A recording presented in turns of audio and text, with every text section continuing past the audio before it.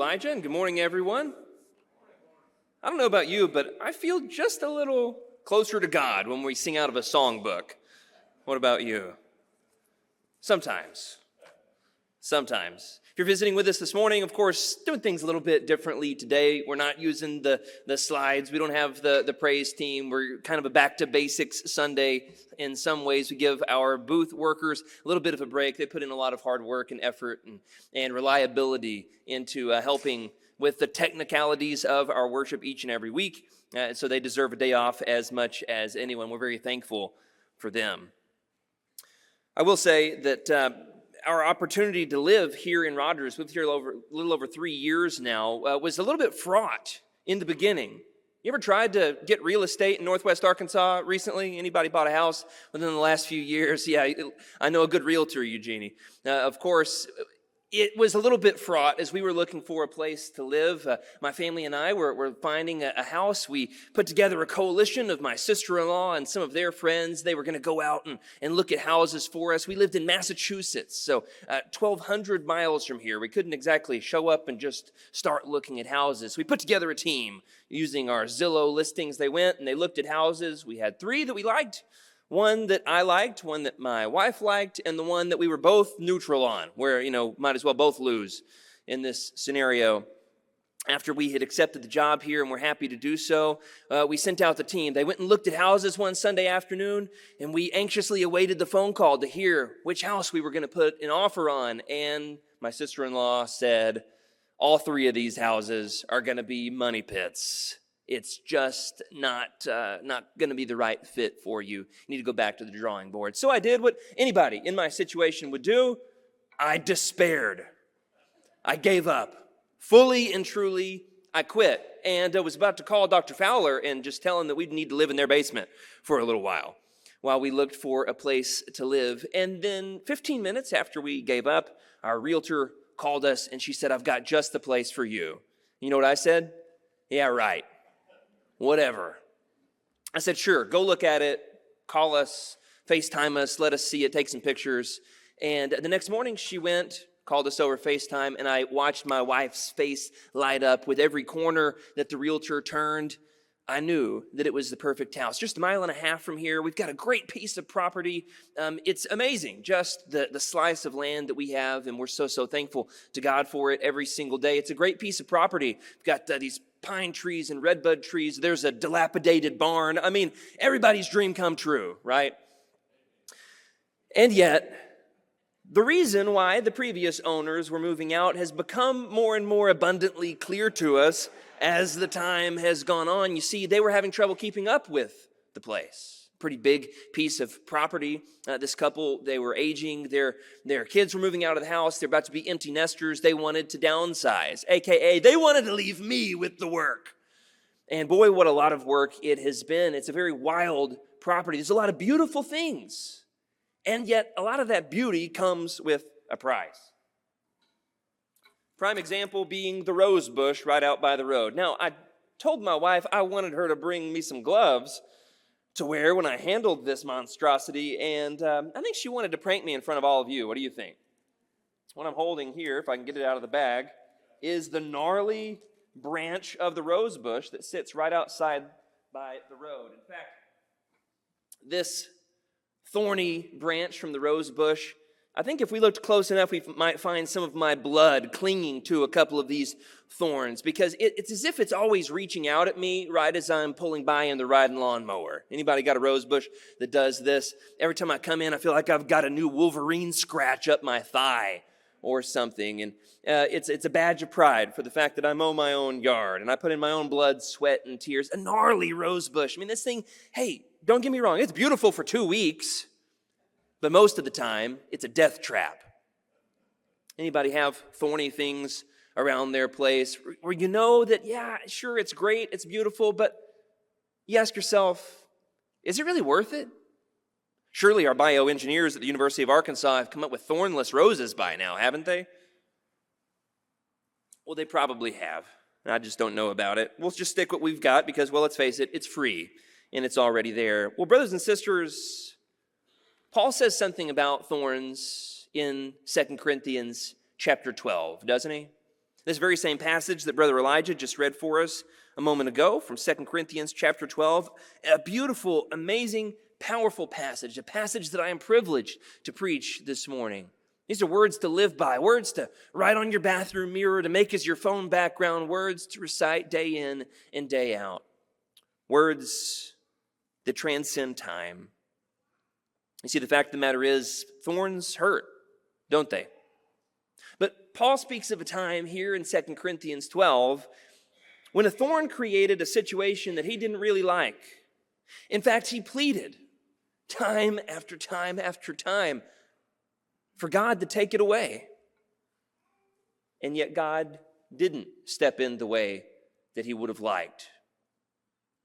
You ever had something in your life like that? You begged and begged and begged, and yet it just didn't seem to go away. And this is where we end up this morning in 2 Corinthians chapter 12. I'm not going to reread every single verse that Elijah just read for us a moment ago, but now we find this, of course, in this very vulnerable book of the New Testament, the oft ignored and overlooked, and I think under-resourced, undermined book of the Bible that we need to return our attention to this morning as the people of God. Because, of course, Paul has had this problem with the group that he called in the previous chapter the super apostles. These super apostles, based on the context clues, seem to be doing a lot of boasting. They seem to be a proud folk, an arrogant group even. Because Paul, kind of with a coy demeanor here, is poking fun a little bit at the super impressiveness of this crowd. And Paul says, if anyone had reason to boast, well, let's face it, it's me. And yet Paul pulls a punch, doesn't he? You see, the problem, as we understand it here, we find in chapter 12 in verse 5, again in verse 6, and then again in verse 7, you see he doubles and triples down on the situation, which is this. The problem is, this kind of stuff can go to your head. This feeling super spiritual, having these divine encounters can make a person brag about themselves, boast about themselves, to think more highly of themselves than others. They can make a person conceited, he says in verse 7. And so Paul employs this rhetorical technique. At least that's what people think. There's a bit of speculation involved because Paul says, well, I know a man.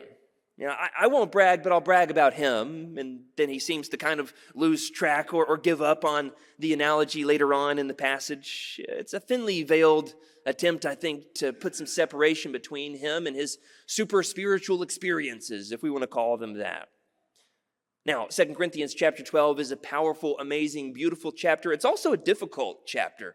There's a number of technical ideas and terms that Paul throws around cavalierly in this particular chapter that are not easy for us preachers to parse. In fact, Brother Paul has been doing an excellent job on Wednesday nights in taking us through the challenging verses in Scripture, the challenging topics, and that whole series is recorded on our YouTube channel. Would encourage you to check it out because just about every question that you might have about 2 Corinthians 12, he helped us wade through in that particular class, so I won't retread all that ground. Other than to say that Paul talks about the third heaven here. I know a man who was caught up to the third heaven based on the best scholarship that we have of understanding Jewish thought. He's saying the throne room of God. There's these tiers of heaven in their way of thinking about things. Another way to say all the way up, right?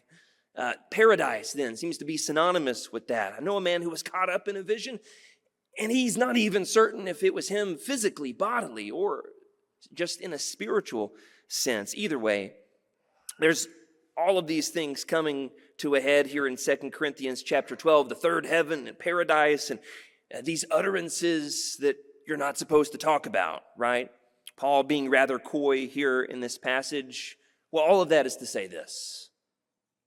That Paul says, even if you put together the most amazing, outlandish, charismatically miraculous spiritual resume, it's not worth bragging about. But the good news this morning is he tells us something that is, something that every single one of us can relate to, whether or not we've ever had a grand spiritual vision. To say this, you know what's worth bragging about? God's power made perfect in weakness. So what happens? Paul has this heavenly vision, he tells us in 2 Corinthians chapter 12. Or he knows a man who has, to say that then the Lord gave him a thorn in the flesh to keep me from becoming conceited because of the surpassing greatness of the revelations. Verse 7, a thorn was given me in the flesh, a messenger from Satan to harass me, to keep me from being conceited. See, in our James class that Andy and I have been teaching on Sunday mornings, we talked about in James the difference between trials on the one hand and temptations on the other. Trials seemingly coming from the outside, but temptations coming from within. But what's interesting here in 2 Corinthians chapter 12 is that Paul concludes that the Lord has given Paul this thorn in the flesh, and it's a thorn with a purpose. You see, the purpose of this thorn in 2 Corinthians 7, in Paul's point of view, is this, that it's to keep me from being conceited, to rely on the grace of God. That no matter how amazing my experience is, nothing matters more than God's grace. A reminder that we all need. Now, of course, scholars have done what scholars always do, and they begin to speculate, right? They pull their glasses down over their nose and they say, well, perhaps the thorn is this, and perhaps it's this. Brothers and sisters, at the end of the day, the best we can do is speculate. I think it's not particularly worth our time to try to do the calculus and determine exactly what was Paul's thorn in the flesh. I've heard every theory in the books, and I'm sure many of you have as well. Some say that it was an eyesight issue. Others say it seems to be a chronic issue, a physical ailment like perhaps migraine, something that he'll suffer from for a concentrated amount of time, but then other times seems to be doing all right and can manage and travel and minister. Others have said it might just be as simple as chronic pain, something that's kind of inexplicable and unsolvable and yet always there. Anybody relate to that one? I know that I do. And then he says here that it's a messenger from Satan, so it just gets a little bit more complicated on exactly what it is. That line has made some speculate that perhaps this is not a chronic pain issue as much as it is a relational one. Anybody have a thorny person in their lives? Don't nudge your spouse, okay? We're talking about that kind of person that they just are that lingering problem that I can't seem to get around, that coworker that just knows how to get under your skin and grind your gears, and yet no matter how hard you try, you just can't seem to be rid of them. Well, perhaps that's the issue here. Paul has had these ongoing conflicts. We find clues about this all throughout his epistles with the folks who are combating him at every turn. 2 Corinthians in particular, Paul seems to have a thorny relational issue with folks who have caused a stir in Corinth. Regardless of what the issue is, we know that it eventually leads Paul to this, to plead, to beg, to bow, and to ask God to take this thorn away, that it should leave me, in verse 8. You ever had something like this in your life? An issue that you begged and pleaded and begged and pleaded, and you thought, well, maybe if I just pray this many times a day, or maybe I'll even do that kind of prayer where I have my eyes open. I'm going to be honest with you, I'm still nervous about that kind of stuff. I was raised a little bit too traditional for that. You ever tried everything in the box to say, well, maybe then this will leave me? And no matter which play in the book you pull, it just doesn't seem to go away. Well, perhaps, brothers and sisters, the conclusion for us is similar to what Paul received from the Lord. This message then that he receives in verse 9, a message that transcends time. No matter what Paul was struggling with, boy, can we learn something from this. See, the Lord's message in 2 Corinthians 12 and verse 9 is this: my grace is sufficient for you, for my power is made perfect in weakness. You see, what we find here, brothers and sisters, is what we might call the perfection paradox. On the one hand, perhaps you relate, some of you, to being perfectionists. Any perfectionists in the house? I'll be honest with you, once a month I write a newsletter article. Nobody asked me to do this. This was my own bad idea to start doing these, and now I'm stuck doing these every month.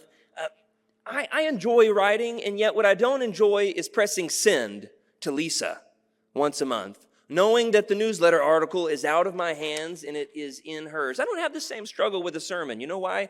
Well, if you make a typo in a sermon, nobody's going to know. Well, unless it's on the screen, then you all know, probably before I do. Now, that's going to keep me up tonight, isn't it? Of course, the perfectionist in me reads the article over and over and over again. I'll print it off and comb over it. I'll read it backwards and forwards. I'll run it through an editor. And yet just about every month, I still find a typo. Hey, first person that finds the typo in this month's newsletter article gets a high five. Or you can come forward right at the end of the sermon if you need to. That's another way we can handle it. And yet, that perfectionist impulse is not what Paul's talking about here. A kind of perfectionism that itself can become a thorn.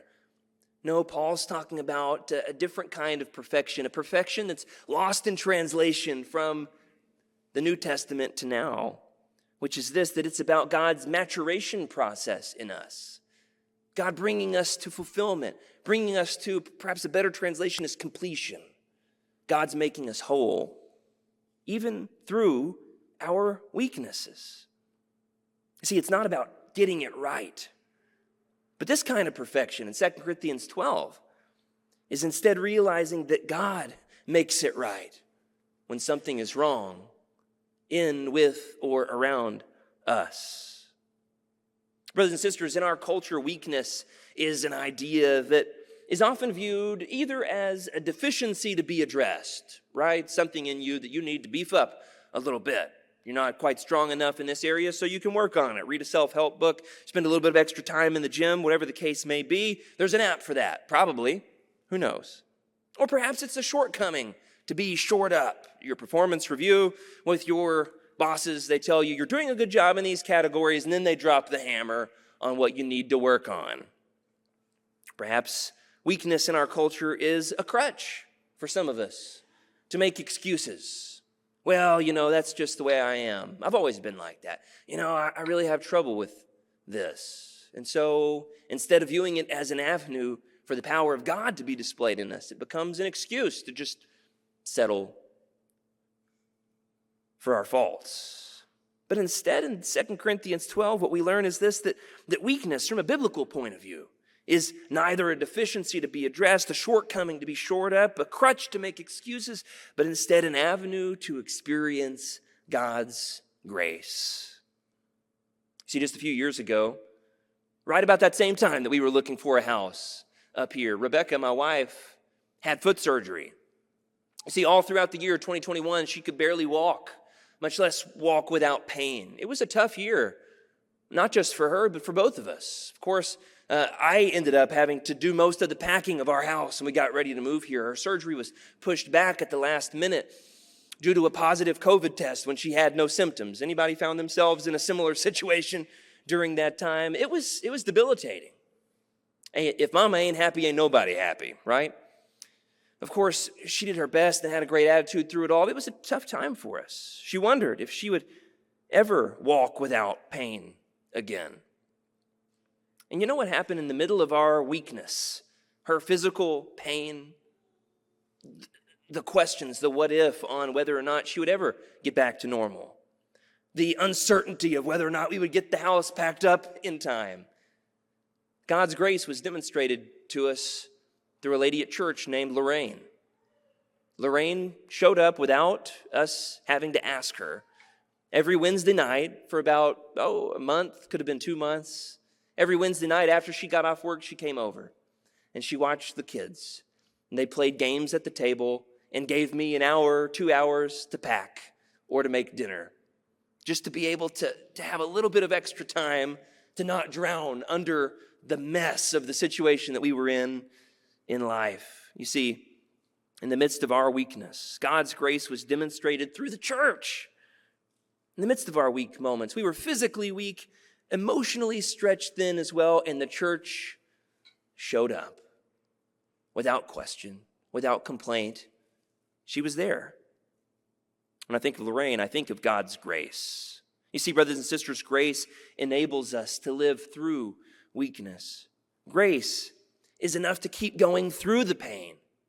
Grace says even when the hits keep coming, God's love and his favor never leave us.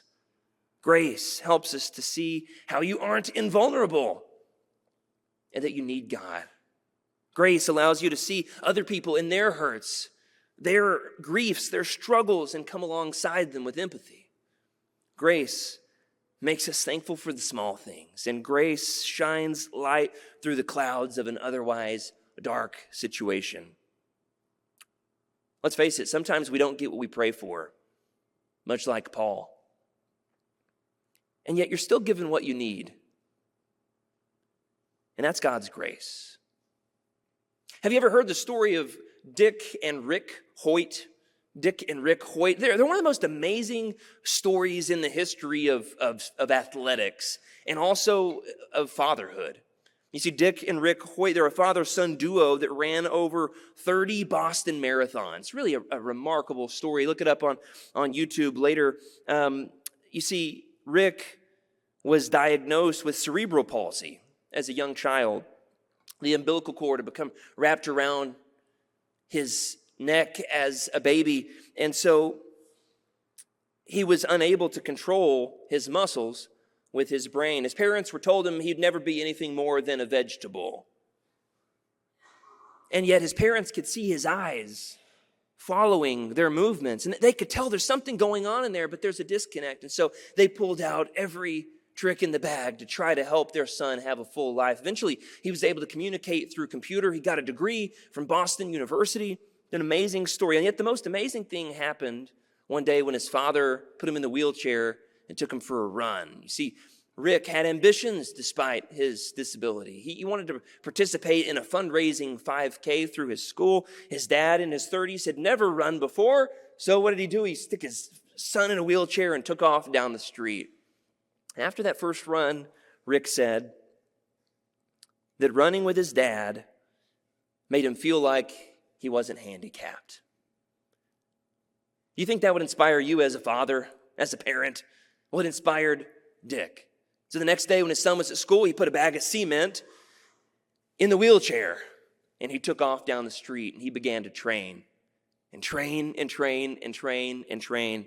And it's something the two ended up bonding together for decades. You see, through their story, despite Rick's disability, they did over 1,100 endurance events, including multiple Ironman triathlons, over 30 Boston marathons, a true shining example of what it is to persevere through weakness. You see, despite Rick's disability, people didn't see the disability first and foremost. You know what they saw?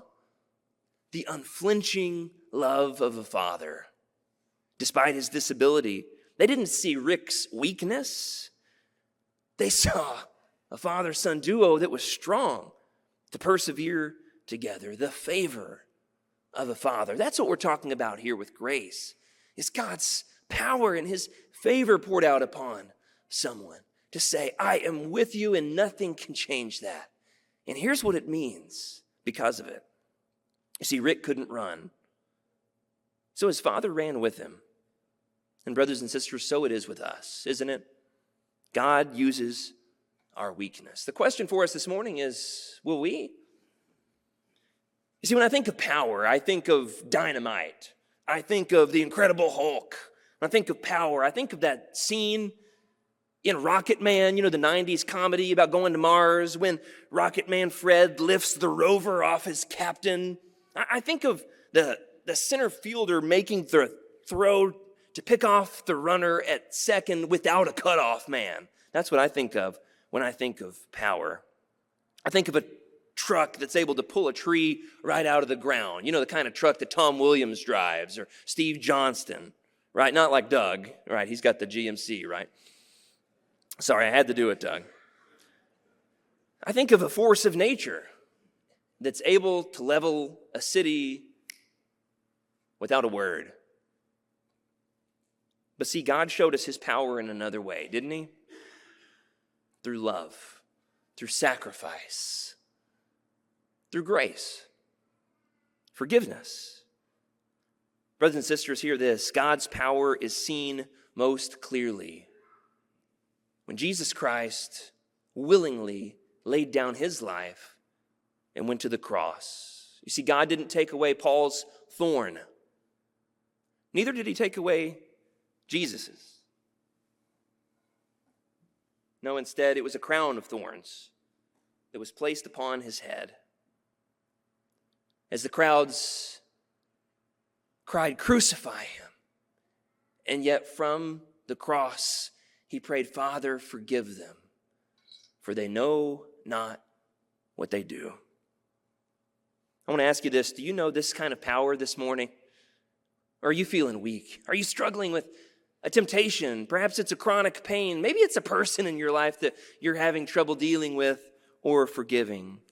Do you need to come to know the grace of God like never before? Do you need to lay down your life at the cross to know the power of forgiveness, of new life? Do you need to lay down your life, repent of sin, and to say, "I need the Lord to make me perfect through my weaknesses"? The good news this morning is that opportunity is available to you. If you need to respond to the Lord's invitation, the waters of baptism are ready. And the church is ready as well to pray for you and support you in whatever way you might need this morning. The chance is yours as we stand and sing.